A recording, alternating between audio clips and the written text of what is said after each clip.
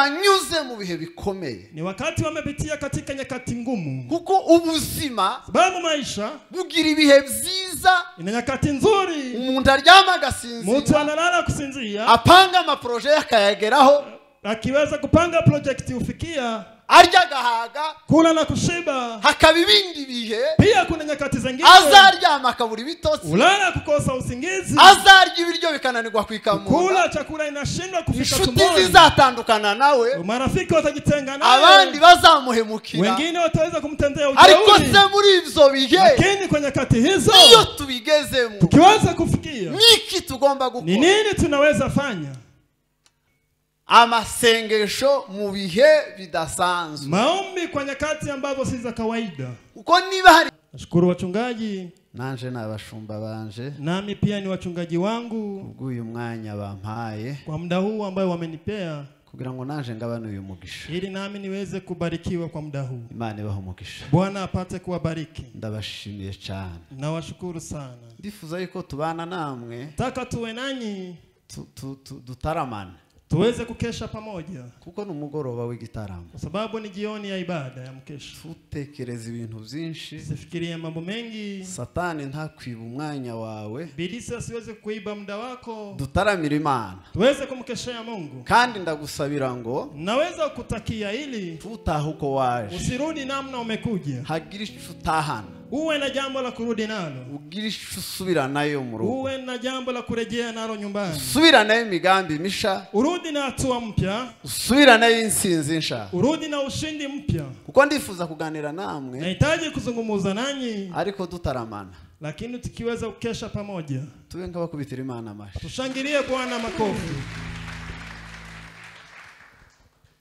Ndifuza yuko dusangira iki ngiki muri uyu mugoroba. Nahitaji tuchangie hili jioni hii ya leo. Amasengesho. Maombi. Mu bihe bidasanzwe. Kwa nyakati ambazo si za kawaida. Intwaro y'amasengesho. Silaha la maombi. Mu bihe bidasanzwe. Kwa wakati ambao si wa kawaida. Gufata icemezo. Kuchukua hatua. Cyo gushakira igisubizo mu masengesho. La kutafutia jibu katika maombi.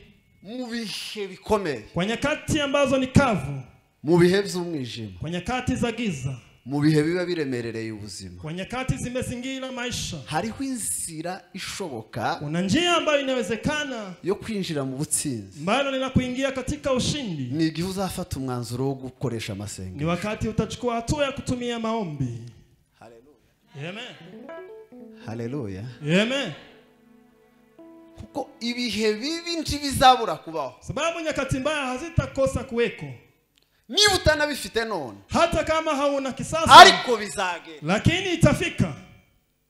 Muririmbyi yaravuze ngo haracariho ibimbabazi. Mwimbaji alisema bado kuna yale yananihuzunisha. Imbere mu nzira. Mbele katika njiani. Ndacahuramwo n'ibimbabazi. Napatwa na mambo yananitia uovu. Ngo ariko kubera yuko turi kumwe. Lakini kwa sababu tuko pamoja naye. Yuko ivyo navyo nzabitsinda. Najua hayo nitaepuka na ushindi. Habitsinze kubera njewe. Si kwa sababu yangu. Nzabitsinda kubera yuko ndi kumwe naye. Kwa sababu niko naye. Ndakwiyegereje muri uyu mwanya. Nakukaribisha katika muda huu. Dutaramire muri iki gitaramo. Tuweze kukesha katika ibada hii. Shibukiranya yuko amasengesho. Ambao ni kumbukumbu ya kuwa maombi. Haleluya. Amen. Twibukiranye yuko amasengesho. Tukumbushane ya kuwa maombi. Ntabwo ari icemezo abanyantege nke bafata. Sio hatua ya waovu. Ni icemezo cy'abagiye mu butsinzi. Ni hatua ya wale wanaelekea ushindi. Icemezo cy'amasengesho. Hatua ya maombi. Ni icemezo cy'abatsinzi. Ni hatua ya washindi. Mureka arico tuganira uyu mugoroba. Wacha tuzungumuze hilo jioni ya leo. Ndabiyegereje cyane. Nawakaribisha sana. Yoyote unayo huko katika mwendo wako yafaa kumwambia Yesu atakusaidia kwa kuwa kila aombaye Mwokozi neema yake ataokoka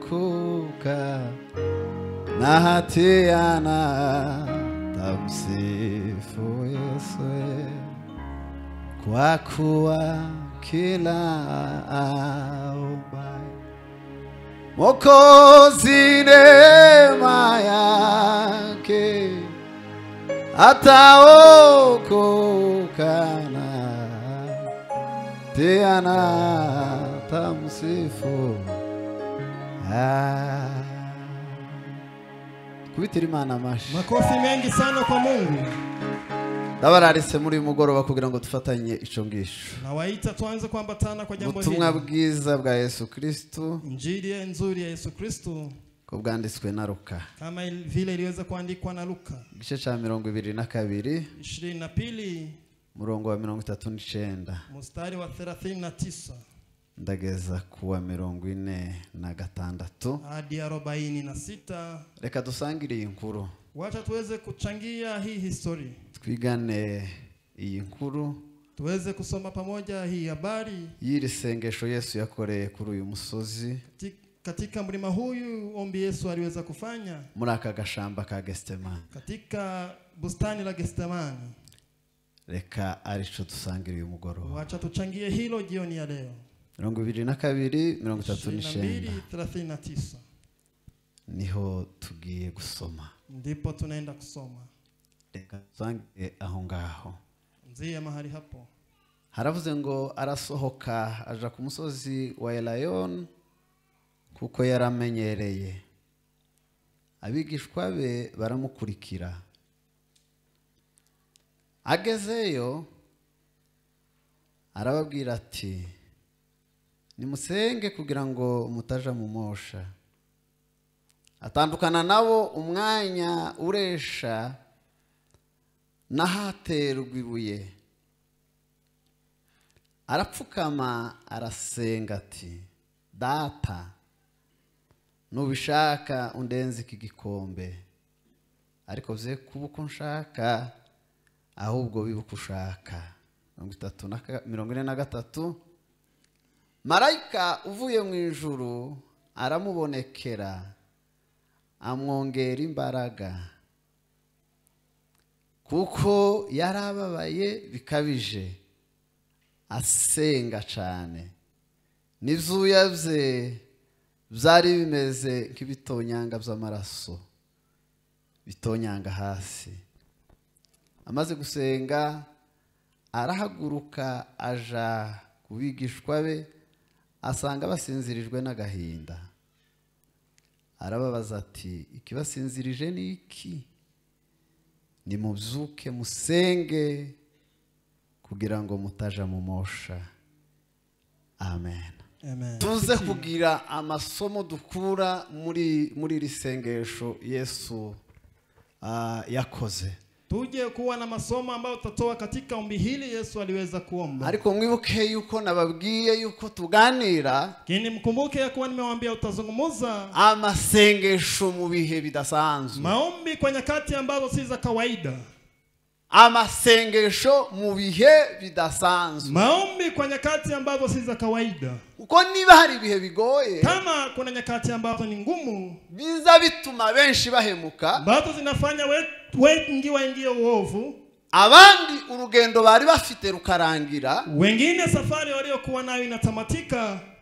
Abandi wengine bagafata iyindi myanzuro izabagiraho ingaruka mbi mu buzima. Kuchukua hatua zingine zitakao wadhuru madhara mabaya katika maishani. Nigihe banyuze mu bihe bikomeye. Ni wakati wamepitia katika nyakati ngumu. Kuko ubuzima sababu maisha bugira ibihe byiza. Ina nyakati nzuri. Umuntu aryama agasinzira. Mtu analala kusinzia. Apanga amaproje yakayageraho.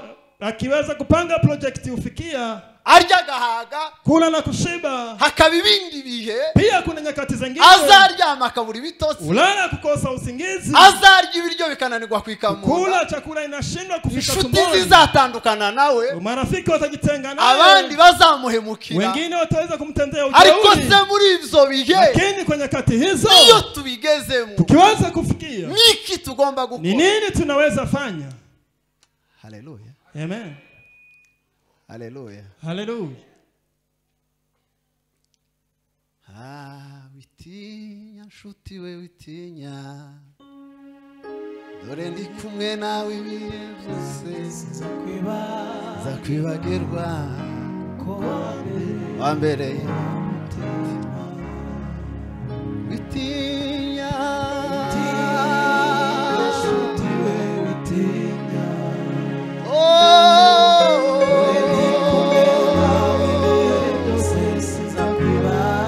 kwibagirwa ko wambereye mutima.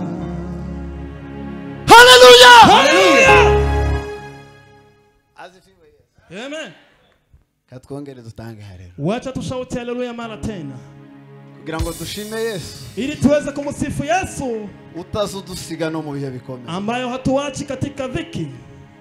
Jambo ry'Imana riza rivuga ngo umuvyeyi. Neno linasema mzazi Bashobora kwibagirwa umwana yo. anaweza akamusahau mtoto ambaye anamnyonyesha. Abavyeyi bakunda abana. Wazazi wanapenda watoto. Iyo bavyaye Wakizaa bazamara igihe badasinzira. ufika maliza muda mwingi bila kusinzira. Ariko ngo birashoboka yuko yo kwibagirwa umwana yo. Lakini yawezekana amsahau mwanawe. Ariko mureke dushime Yesu utazotwibagirwa. Lakini wacha tumshukuru Bwana Yesu. Hallelujah! Hallelujah! Ni kitwakwigira muri iki gihe Yesu iki gikombe Yesu yanyuze. Ni nini tunaweza jifunza katika kikombe hiki Yesu aliweza kupitia? Icyambere Kwanza dushobora kwigiramo ambayo tunaweza tukajifunza, ibihe by'ibigeragezo bibi nyakati za majaribu mabaya ni rusange mu bantu, ni kwa kila mtu, ni kawaida kwa kila watu. niba Yesu zaramugezeho Kama Yesu yalimfikia,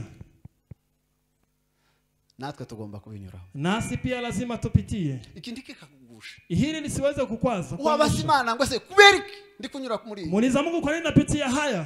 kandi wipima kumuzane Tena nikijipima katika mzani ukabona uri sawa, napata uko sawa. na Yobu yararusha aripima. Hata Ayubu aliweza kujipima. Abantu ngo baba bamubwira atari ko Yobu ibyo ukora byose Watu wakamwambia kila jambo unafanya waraguye Imana kwiraguhana, Mungu anakuadhibu. ngo akagenda akipima. Anaenda anajiweka katika mizani. Ako ndabona ndi sawa, Nasema yeye ako sawa. ntibisabye kubaza ico gisubizo. Hahitaji uulize Oya. swali hilo la. Na Yesu Hata Yesu yanyuze mu bihe bene alipitia kwenye katika kama hizo. kandi bigeragezo Tena majaribu ni rusange mu bantu, ni kawaida kwa kila mtu. twese tugomba kubinyura. Sote lazima tupitie Ibigeragezo nyakati za ni kujaribiwa, ngombwa ngo tubinyure. ni lazima tupitie. Haleluya. Amen. Amarira y'abanduse izubabaye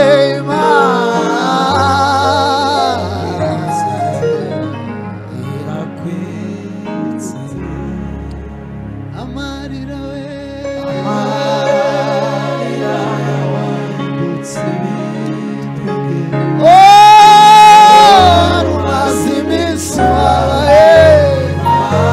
Imani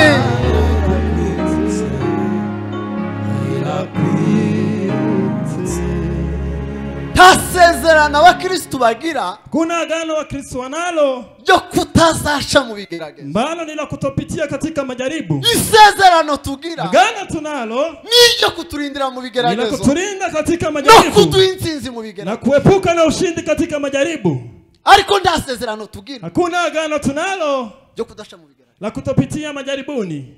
Paulo yandikiye Abafilipi Paulo aliwaandikia Wafilipi arababwira ngo ntitwahawe kwizera Kristo gusa. kuambia hatujapewa imani ya Kristo tu. Igice cya mbere umurongo wa 29 hari 1:29 niba sijakosea, kama ni hapo si niwo murongo wa nyuma muri ico gice cya mbere. ndio mstari wa mwisho katika Aravuga ngo hiyo. twahawe no kubabazwa kubwe, Kasema tumepewa pia dhiki kwa ajili. twahawe kwizera Kristo gusa. Tujapewa kumwamini Kristo tu. Niba ari we citegererezo cyane, Kama ndio kielelezo chetu. nawe yanyuze mu bibabaro, Naye alipitia katika nawe dhiki. yanyuze mu bigeragezo, Naye alipitia katika majaribu. kandi nawe byaramugoye, Naye pia aliweza kusumbuka. nawe nayo. byamubishije ibyuma, Naye aliweza kutokana na jasho. nawe byamuteye ubwoba. Naye aliweza kumwogopesha. Araruwasenga Imana, Kaomba Mungu. aramubwira ngo iki gikombe kiragoye, Kamwambia kikombe hiki ni kizito. nta yindi nzira, Hakuna njia nyingine. nta kundi bizogenda, Hakuna njia vile inaweza ariko kuwa. bibe nk'uko ushaka Mana, Iwe mapenzi yako Bwana. bibe nk'uko ushaka. Iwe mapenzi yako Bwana. Bwana sifiwe sana. Amen.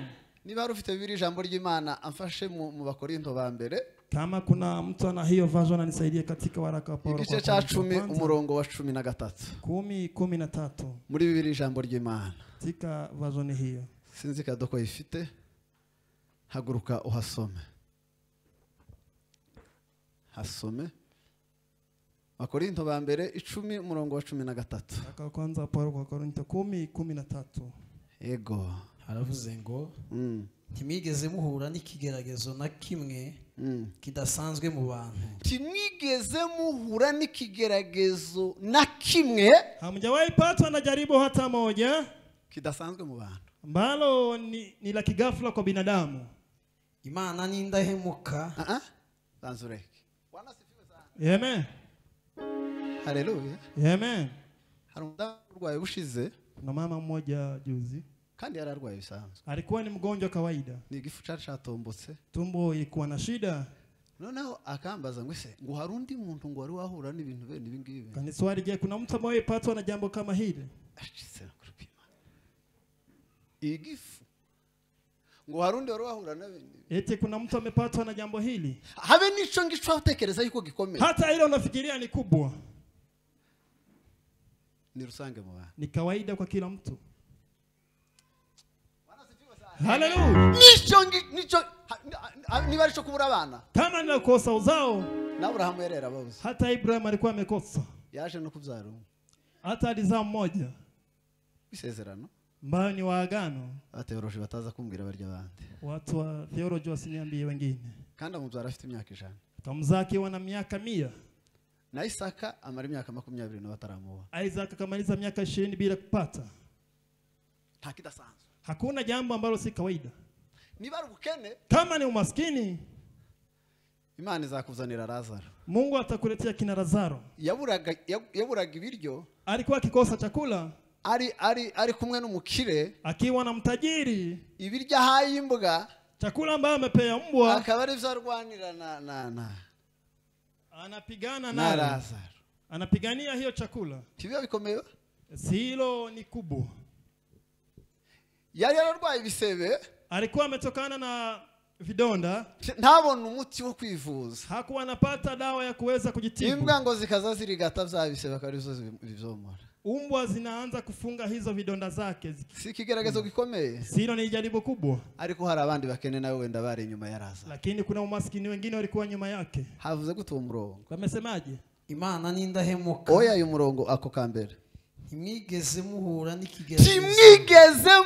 n'ikigeragezo na kimwe kidasanzwe mu bantu hamjawahi patwa na jaribu ambao si la kigafla kwa binadamu ariko rero Imana ni indahemuka Imana si umuhemu lakini Mungu hawezi ziakiwa hari abanyuze mu bigeragezo sababu kuna wale walipitwa katika bari biteguye yuko abavandimwe aribo bazabibakura walikuwa wanatarajia mandugu wataweza kuwatoa abavandimwe barabahemukira wandugu wakaweza kuwafanyia ujeuri nivyo bikomere bagenda hizo ndizo vidonda wanazo hari abandi bashaswe na wengine waliweza kuoleka bari bazi yuko abagabo aribo bazabahoza amarira wakifikiria wazee wataweza kuwaponya ariko barabahemukira lakini waliweza kuwafanyia hari abandi baruhiye hanze na wengine walichokea nje baza mu ikanisa bazi yuko bazaruhuka wakaja kanisani wakifikiria watapumzika barisangamwe abandi bafite ibindi bikomere nabo wakapata wengine wana vidonda babongerera ibikomere kubyo bari bafite wakaongezea vidonda juu ya sawa ariko umva isezerano ry'Imana lakini sikia agano la Mungu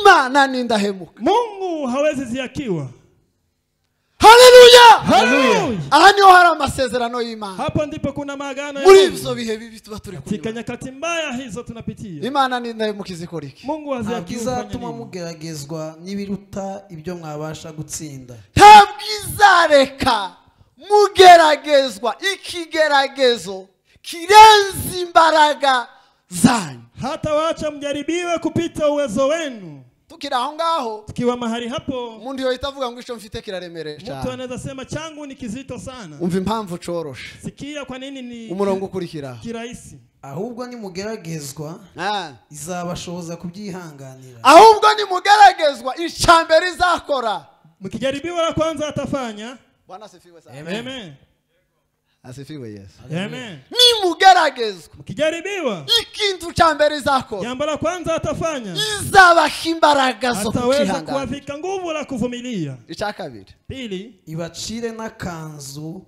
ngo mubone uko mubyivanamo. Niyangiza ice n'inzira.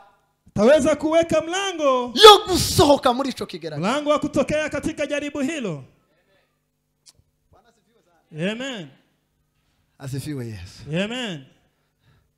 Isomo rya mbere tugomba kwiga aho ngaho. Somo la kwanza tunafaa kujifunza mahali hapa. Ibihe bibi. Nyakati mbaya. Na Yesu yabiciye. Hata Yesu alipitia. Ariko muri ivyo bihe bibi. Kini kwa nyakati hizo mbaya. Naje kukurarika uyu munsi wa none. Nakuja kuambia siku ya leo. Kugira ngo ukoreshe inzira imwe. Uweze kutumia njia moja. Yo kurwana n'ibigerageza. Ambayo ni ya kupigana na majaribu. Nukuja imbere y'Imana. Ni kuenda mbele za Mungu. Gusenga. Kuomba. Nukuna muri bitekerezo. Ni kuweza kurudisha mafikira. Nugufata umutima washu. Kuchukua moyo wetu. Tukawerekeza ku Mana. Tukaweza kupeleka kwa Mungu. Gusenga nukwerekeza umutima ku Mana. Kuomba ni kuchukua moyo kupeleka kwa Mungu. Bikomeye. Kwa nyakati nzito. Uzabura inzira. Kikosa njia. Uzabura igisubizo. Kikosa jibu. Uzaja mu bantu ukabona nta gisubizo. Kienda kwa watu ukakosa jibu. Uzahamagara abo watekereza ukabona nta gisubizo. Ukiita wale unafikiri unakosa jibu. Uzaje imbere y'Imana. Nenda mbele za Mungu. Hariho inimero taziba busy. Kuna namba ambayo haiwezi kuwa busy. Haleluya. Amen. Bwana sifiwe sana. Amen. Hariho inimero taziba busy. Kuna namba haiwezi kuwa busy. Hariho inimero tazikurambirwa. Kuna namba haiwezi tahayari. Hano twicaye. Mahali hapa tumeketi. Ashobora kuba hari abafite liste ndende. Panaweza kuwa kuna watu wana list ndefu. Yabo babrose. La watu ambao waliweza kublock. Barahaba. Wapo. Barahari. Wapo. Kubera ngo baba stressed. Kwa sababu wameweza kuwa stress. Hari wigeze kumbwira. Kuna mtu aliwahi niambia. Hari hashize nk'igihe kinini arambwira ngo yari yaramborotse. Ndamubwira sinari mbizi kuko n'ubundi twavuganaga cyane. Kulikuwa siku mingi akikuwa nimeni-block akaniambia. Sinabimenye. Kamwambia sikujua ya pole sana. Iyo nza kubimenya wenda nkagerageza. Ningejua angalau ningejaribu. Kamenya yuko yari byari gufasha amaranga mutima yiwe kugira. Fadhali ingeridhisha kumva yuko byari byiza. Kusikia kuwa ilikuwa ni vyema. Ariko hari nimerita itaziba busy. Lakini kuna namba haiwezi kuwa busy. Mu bihugu biteye imbere. Katika nchi za maendeleo. Na birahaba. Na hapa. Ariko cyane mu bihugu biteye imbere. Lakini sana sana kwa nchi za maendeleo. Bagira nimero. Wana namba. Umuntu wese. Kila mtu. By emergency. Kila mtu ambao ni nubwo ho bari ninjoro. Hata iwe ni usiku. Nubwo telefone yo wiborotse. Hata simu ikuwe imeblock. Haleluya. Amen. Niyo yawe nushaka ubanza iblock urebe. Hata yako uweze kublock uone. Iragusigira ahantu hamwe. Zakubakishia mahali pamoja. Ko guhamagara nimero ya emergency. Pakuweza kuita namba ya emergency. Izindi nimero zose. Bazingine zote. Indi miryango yose. Na milango nyingine. Yose igari ifunze. Yote inaweza kabaki. Ariko hari umuryango utazufunga. Lakini kuna mlango haiwezi kufungwa. Tuzamuje Imana ishobora. Nyosha utukufu wa Mungu. Asifiwe Yesu. Amen. Amarira y'awahindutse wewe wari umaze iminsi ubabaye Mana irakwirakwiriza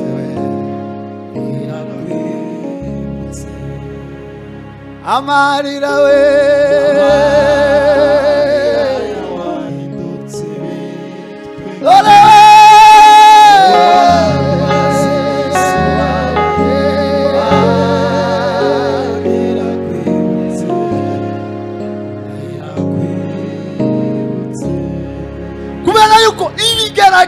sababu majaribu Satani zibikoresha kugira ngo irangize ubuzima bwawe. Ibilisi utumia kumaliza maisha yetu. Ariko Imana zibikoresha Kini Mungu utumia kugira ngo itwambutse mu butsinzi. Ili atuvushe katika ushindi. Aho Yesu yarari. Pale Yesu alikuwa. Imbere yiwe hari igikombe. Mbele zake kulikuwa uvuli. Cy'umusaraba. Mbao ni ya msalaba. Yesu yaragiye gusoza intego yemuzanye mwiza. Yesu alikuwa anaelekea tamati ya lengo lake duniani. Ariko cyari igikombe cy'umubabaro. Lakini ilikuwa ni uvuli wa uzuni.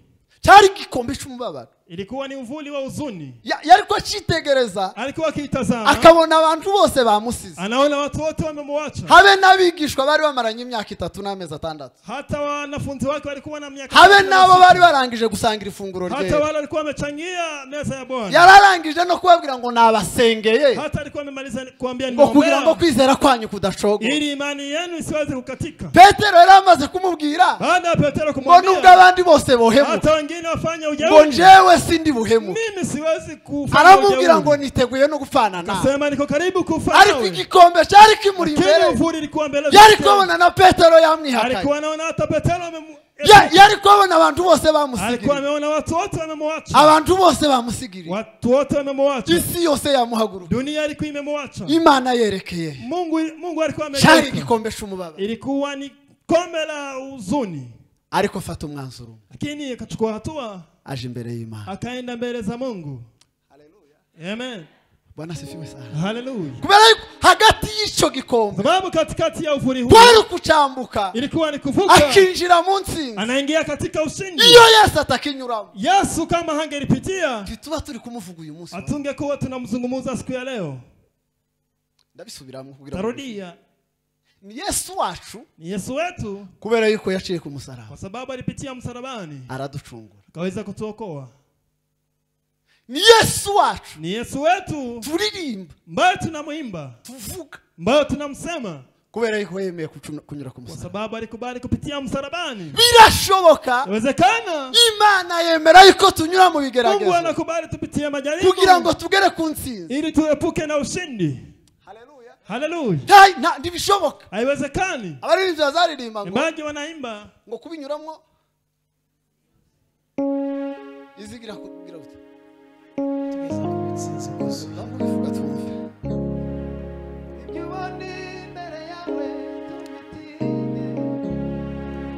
urugendo rwawe ushikame kubinyuramo niyo nzira yonyine itugeza ku butsinzi bwuzuye. kubinyuramo niyo nzira yonyine itugeza ku butsinzi bwuzuye. haleluya kubinyuramo niyo nzira ndiyo yonyine njia ya upekee.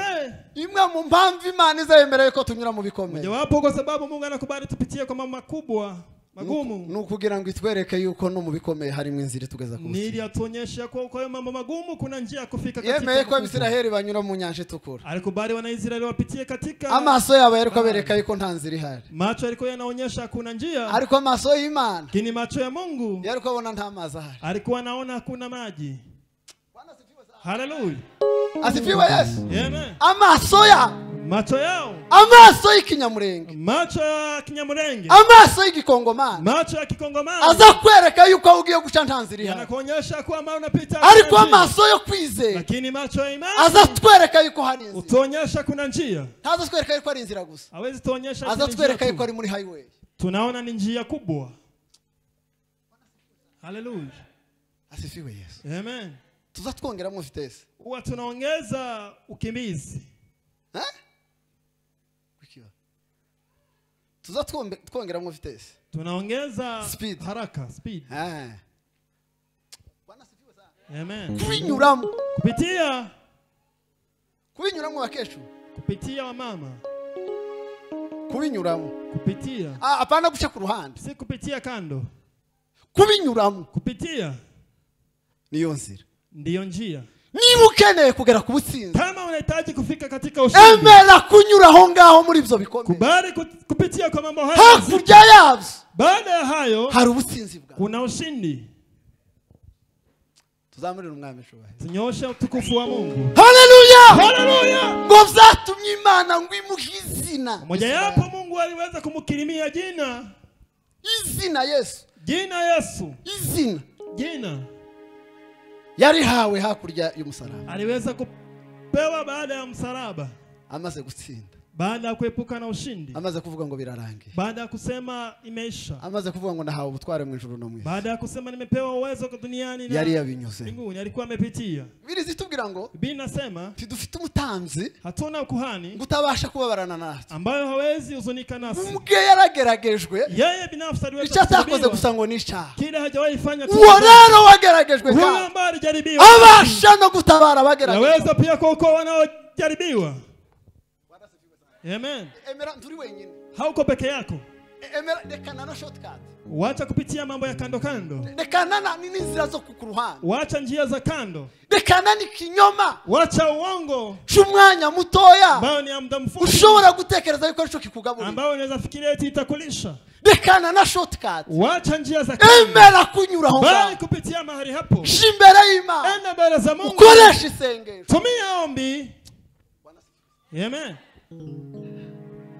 Kunyuramo niyo nzira. Tugeza utsinzi uzuye. Kunyuramo nzira yonyine. Tugeza kubutsinzi uzuye. Kunyuramo niyo nzira. Tugeza kubutsinzi uzuye.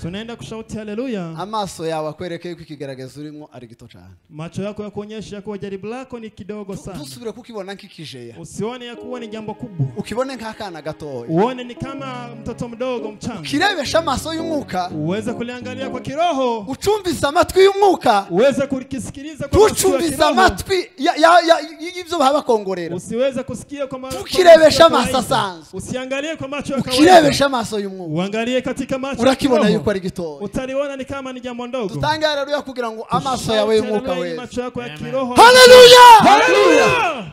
Bwana asifiwe sana. Amen. Asifiwe sana. Amen. Inzira itugeza kubutsinda. Njia ambayo inatufikisha ushindi ni mukigerageza. ni katika jaribu. Ariko icyemezo dushobora gufata. Lakini hatua tunaweza chukua nico kuja imbere y'Imana. Ila kuenda mbele za Mungu. Tukayibwira ngo imbere yacu hari kigaragaza. Tumwambie mbele zetu kuna jaribu. Twamara tukayibaza ngo se tukinyuremo gute? Tumwambie tutapitiaje? Iki tukinyuremo gute? Hii tutapitia namna gani? Bwana asifiwe sana. Haleluya. Uko abakozi b'Imana baza bakora. Ni hivyo watumishi wa Mungu wanafanya. Ico baza bakora. Lile wanafanya.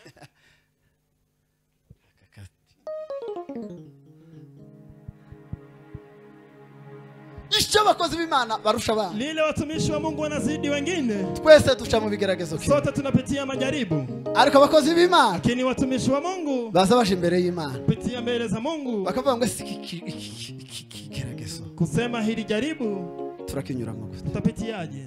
Iki ndakigenza gute? Hili nitafanyaje Mungu? Umvice ijuru riza rikora iyo twagiye imbere y'Imana. Sikiliza kila mbingu inaamuru tukienda mbele za Mungu. Tuzamurere Yesu. Tumpe Bwana utukufu. Haleluya! Haleluya! Isho riza rikora. Kila linafanya ni nini? Izari dutabara. Uweza kutuokoa. Biblia yatubwiye ngo Biblia imetuambia ari mu gashamba ari gusenga. Akiwa akiomba katika bustani la Ijuru ngo ryohereza malaika. Mbingu likaweza kutuma malaika. Waraza mwongerera imbaraga. Akaja na kumuvika nguvu. Imbaraga! Nguvu! Tuzatuziherwa imbere y'Imana. Tunapewa mbele za Mungu. Kugira ngo tubashe guca mu bigeragezo. Ili tuweze kupitia katika majaribu. Imbaraga! Nguvu! Haleluya. Haleluya. Iyo dusenze Imana iratabara. Tukiomba Mungu uweze kutusaidia. Ikatwongerera imbaraga. Tuongezea nguvu. Tukanyura muri ivyo bigeragezo. Tunapitia katika majaribu. Zaburi ya 18 umurongo wa 7. Zaburi ya 18 mstari wa 7.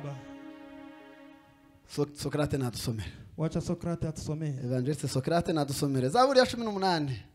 Zaburi ya 18 umurongo wa 10 umurongo wa 7. mstari wake wa 7. Afite mikrofone hariya. Irahari. Yes.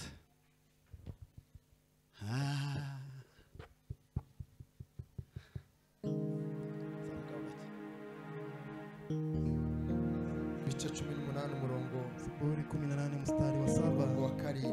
Yego. Usome mu izina rya Yesu. Mu mubabaro wanje nambaje Uwiteka. Mu mubabaro wanje nambaje Uwiteka. Natakiye Imana yanje. Natakiye Imana yanje. Yumvira ijwi ryanje mu rusengero rwayo. Yumvira ijwi ryanje mu rusengero rwayo. Ibyo natakiye imbere yayo. Aho biyinjira mu matwi. Amen. izo nataki imbere yayo kila nilimulilia mbele zake iragenda neza kaenda kabisa, ngo biyinjira mu matwi. kikaingia masikioni mwake. ijuru rya mbere ihembewe agakiza yankenyeje imbaraga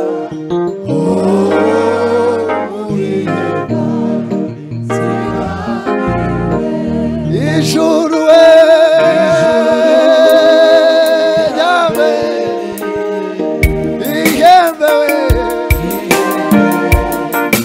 agakiza yankenyeje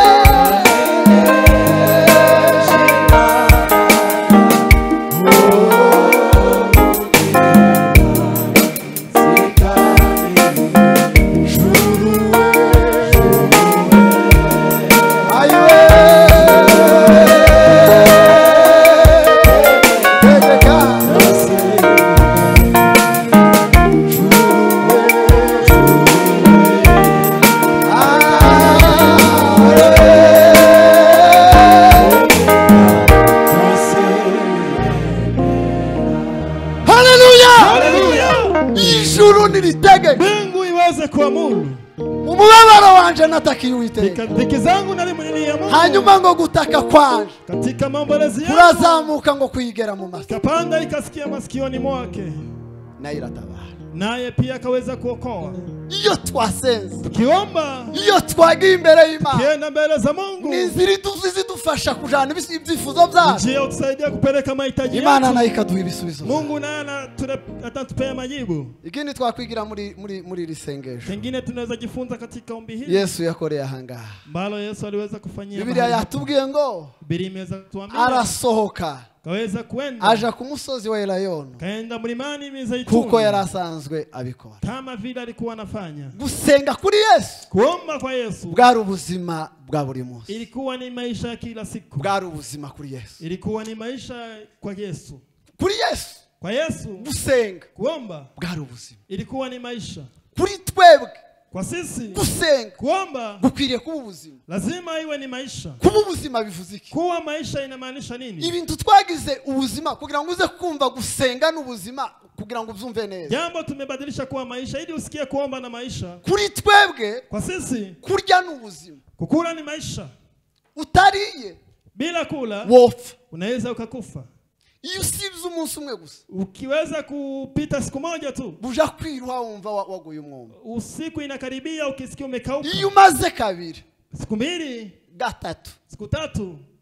ninde umaze gatatu atarya? Nani amemaliza siku tatu bila ukula? Ashobora kuba ari ntawe. Yawezekana hakuna. Ariko tubajije umaze gatatu adasenga, Lakini tukiuliza mtu ambaye amemaliza siku tatu bila kuomba, tukaba abanyakuri, tukisema ukweli, twababona. tunaweza wapata. Ninde umaze gatanu atarya? Nani amemaliza siku tano bila kula?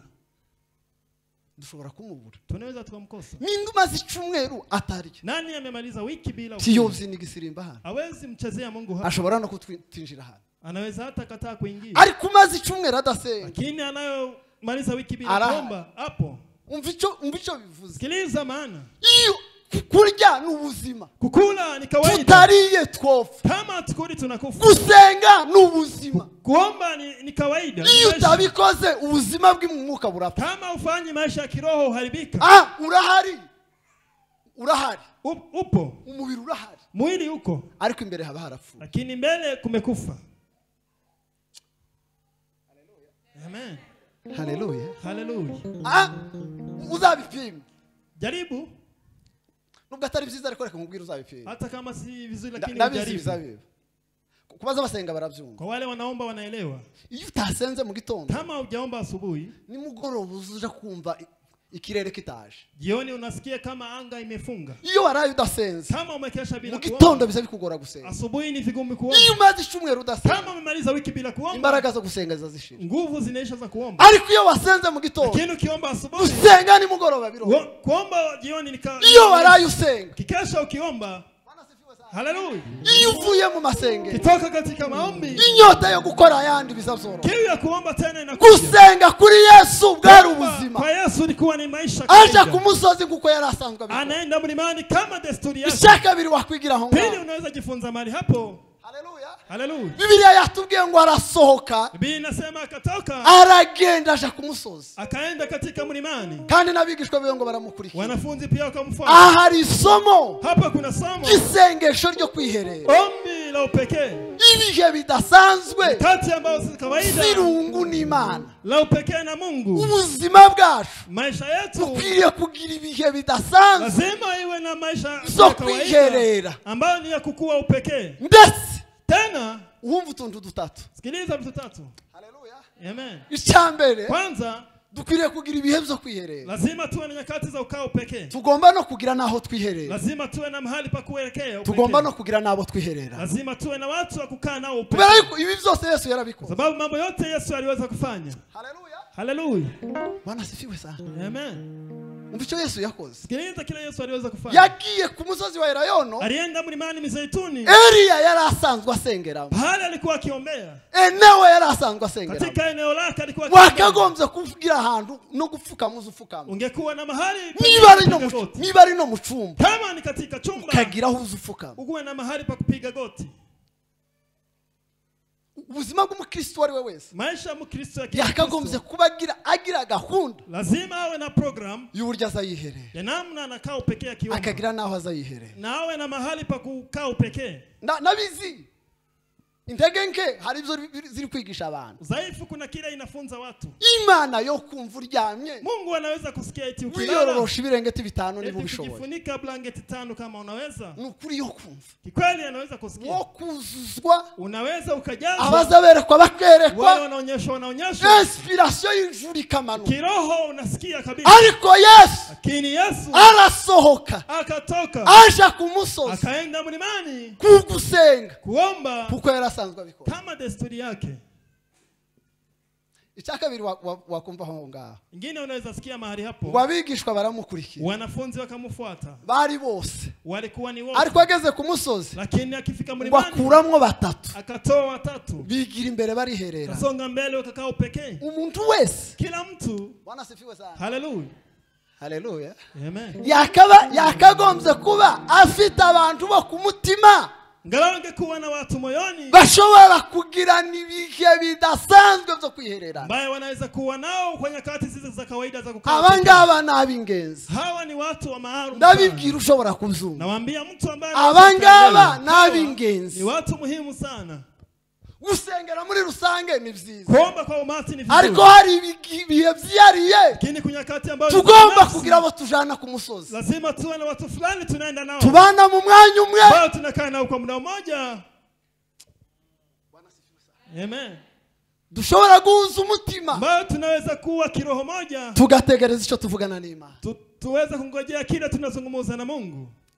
reka nze gusoza kugira ngo dusenge Wacha nielekee tamati tuombe. asifiwe Yesu Amen.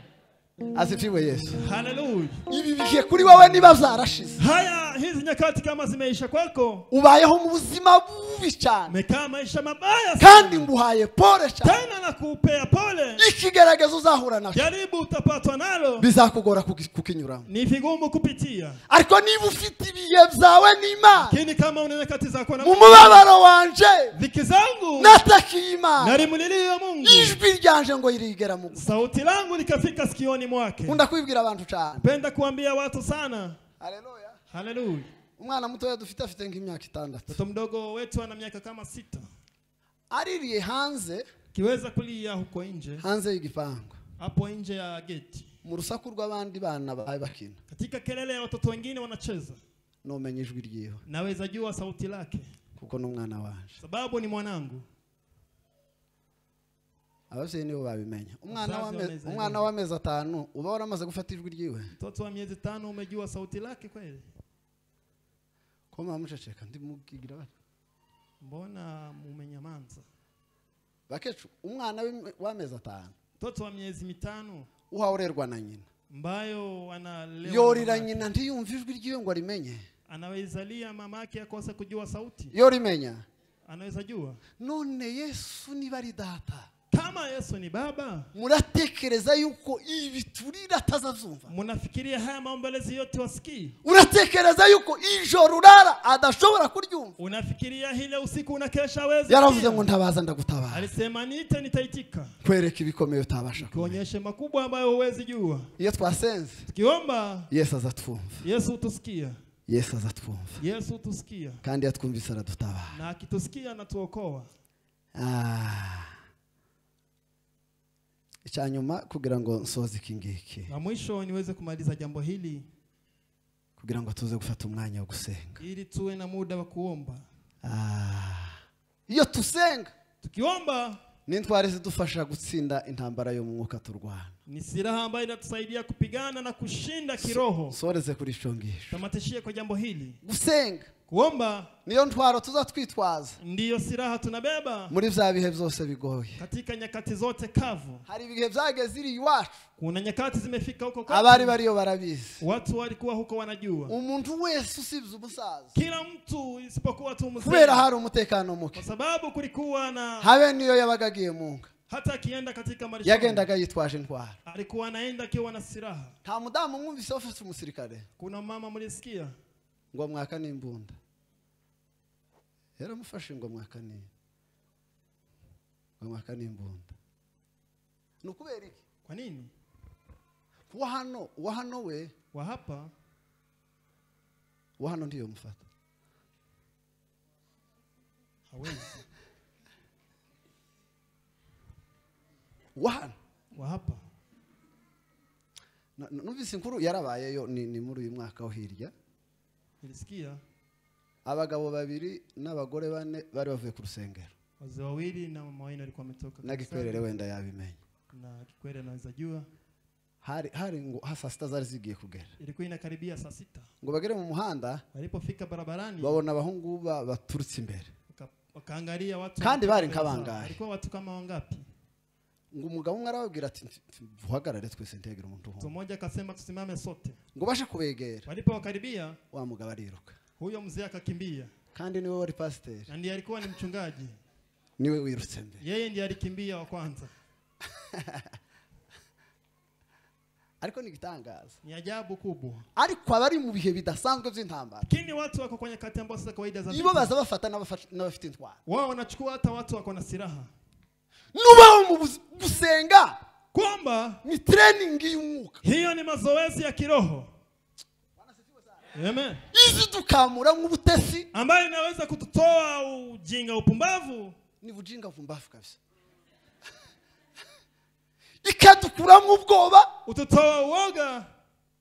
Kuko umuririmbyi yaravuze ngo habe n'umwana mutoya. Nimbaje alisema hata mtoto mdogo nguzi gusenga Imana ambaye anajua kuomba Mungu untazagira gute hata kuweje. Amen. Habe n'umwana mutoya, mtoto mdogo. Tuzamurira umwami cyubahiro. Tumpe Bwana utukufu. Haleluya. Haleluya. Habe n'umwana mutoya, hata mtoto mdogo ari kuzi gusenga Imana, lakini ambaye anajua kuomba Mungu.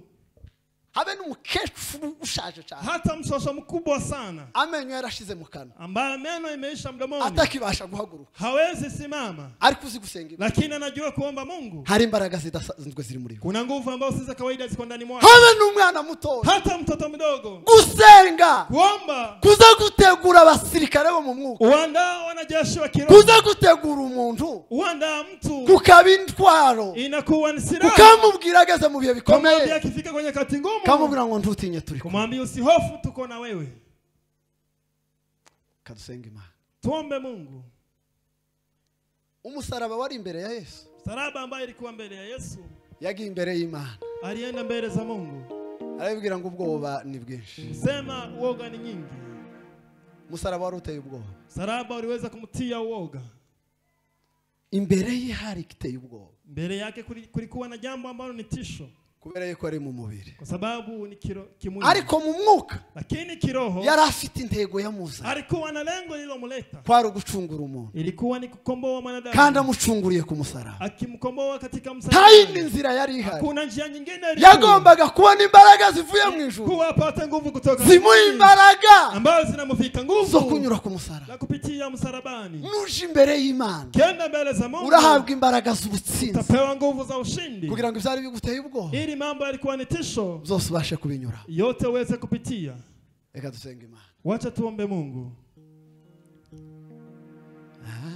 Imana y'intumwa n'abahanuzi, niyo Mana isezeranye igasohoza, yabishe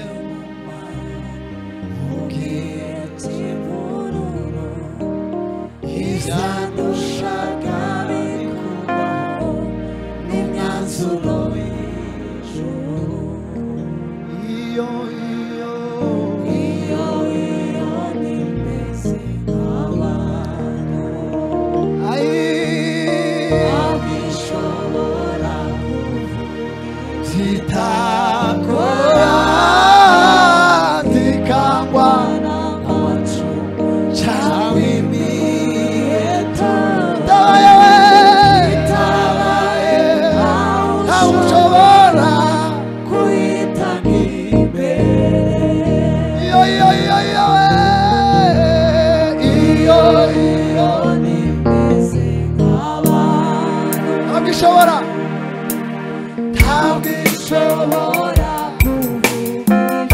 zitakora zikangwa n'amacu cyangwa imiheto, itabaye ntawe ushobora kuyitanga imbere.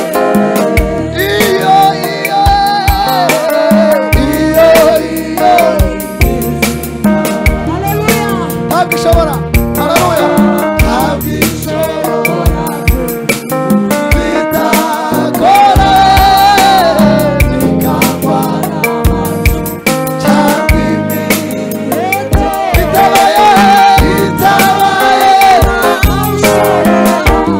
kuyitanga imbere. Juru we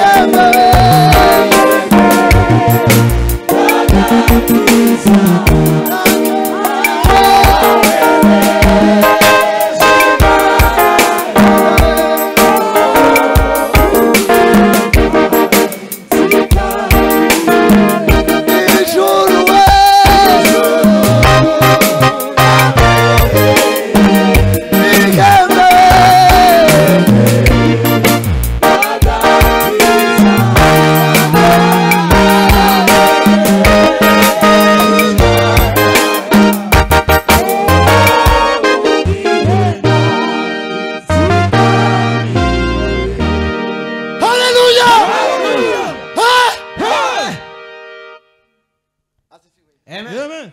Waguruka dusenga Imana. Simama tuombe Mungu. Turavuga ngo ijuru ryambereye ihembe ry'agakiza, Mbingu imekuwa pembe la wokovu, ryankenyeje imbaraga limeweza kunivika nguvu. mu gihe hari byari bitsikanye, Nyakati nilikuwa nimelemewa na mambo, mu gihe hari ibintu byari bitsikanye, nyakati nilikuwa na mambo yamenilemea, nagiye imbere y'Imana, ijuru rirantabara. Tuzamurere Yesu cyubahiro. Haleluya. Haleluya. Amen. Asifiwe Yesu. Yes, haleluya. Oh, ihembe Yagakiza yankenyeje we, yankenyeje imbaraga.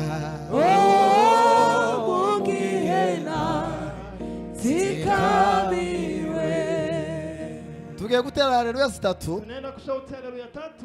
Ubwire ikigutsikamiye. Waambie jambo ambalo limekulemea. Ukibwire ngo ntambara gufite. Uliambie hauna nguvu. Ijuru ryatabaye. Mbingu imeweza kuokoa. Ko ndumva imirindi yo gutabara. Nasikia kelele za wokovu. Mvi mbere. Toka mbele zangu. Ndekura. Niachilie. Wewe unsikamiye. Wewe ambao umenilemea. Haleluya! Haleluya! Mvi mbere. Toka mbele zangu. Bwire ikigutsikamiye. Ambia jambo ambalo limekulemea. Bwire ikigutsikamiye. Ambia kilichokulemea. Ijuru rizarikora iki? Mbingu inafanya nini? Azibiwa Yesu. Haleluya. Amatangazo y'ijuru. Tangazo ya mbingu. Azadukura mu bidutsikamiye. Utotoa katika mambo yametulemea. Ibidutsikamiye. Ibyari bidutsikamiye byose. Vitu ambazo zilikuwa zimetulemea. Ngo byakuweho n'imyanzuro y'ijuru. Zilitolewa na kuamuru kwa mbingu. Ibi bituri imbere. Haya ambayo yako mbele zangu. Ibi biri mu mwijima. Haya ambayo yako gizani. Ibi twatureba tukabona imbere nta ntanzira ihari. Haya tunaona tunakosa njia. Hariho umwanzuro w'ijuru. Kuamuru kwa mbingu. Ushobora kudukura ibidutsikamiye. Maana kutolea mambo yametuzingira. Dutere haleluya 3. Tushauti haleluya 3. Haleluya! Haleluya! Haleluya! Tuzamurira Imana ijuru. Utukufu wa Mungu. Ora reza shole krofaringa. Haleluya. O de la regane de forme regrage. Zome la regane de profare regrage. Dome la regane de fostage. Tuzamurira umwami ishubahiro. Haleluya! Ipfa kuba ariyo yabivuze ihora ariyo rishobora wese kwivuguruza n'ukuri zobishitsa uhumure dufite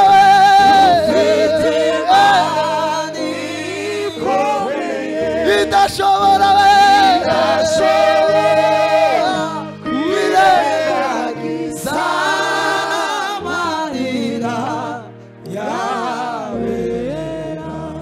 Haleluya! Ndifuza gukorana nawe isengesho rigufi tuweze kuwa pamoja nawe kwa ombi moja kugira ngo ihumure rigaruke mu mutima wawe.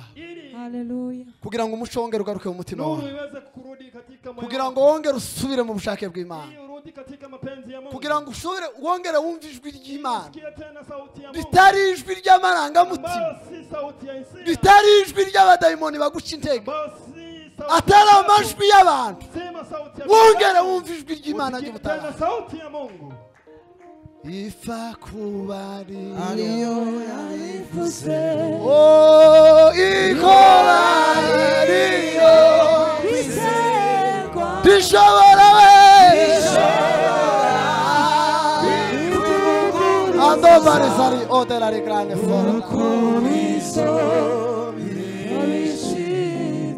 ibihe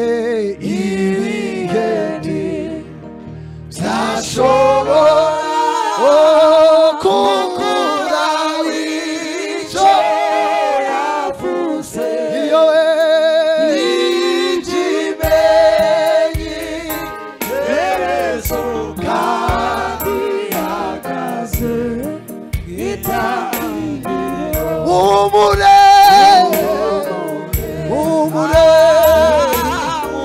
dufite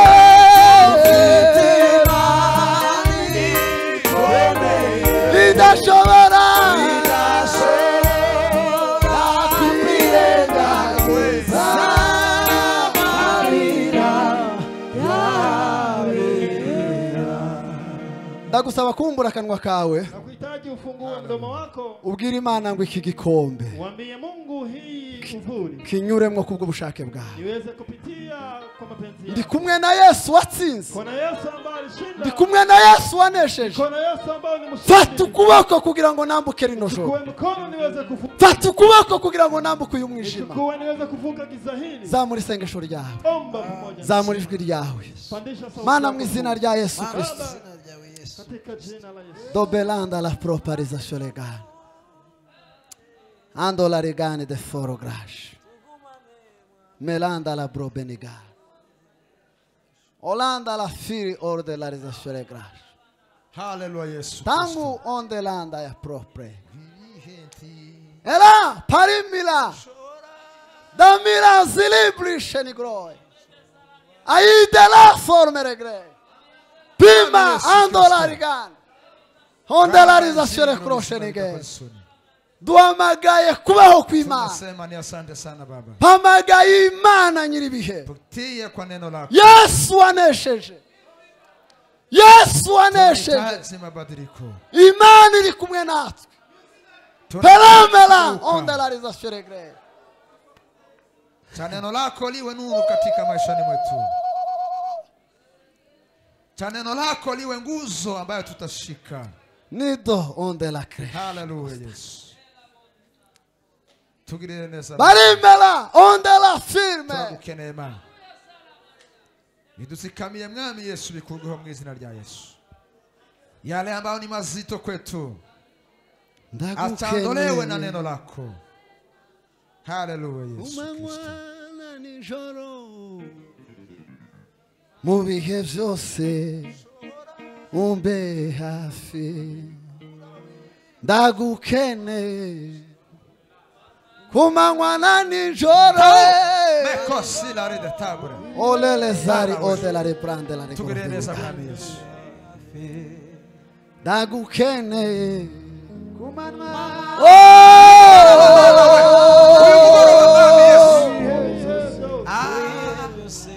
Jambo ryawe niryo bisebe Mana. Hela farima Pembalanda Olamalanda la crofariga Tanda la Harabasa crofariga bafite ibibazo Mana. Reka uyu mugoroba Melanda ubutabazi bw'Imana ubutabazi bw'Imana mwami Yesu. Uyu mugoroba mwami Mana. ubutabazi bw'Imana Kira ubutabazi bw'Imana. ubutabazi bw'Imana Ai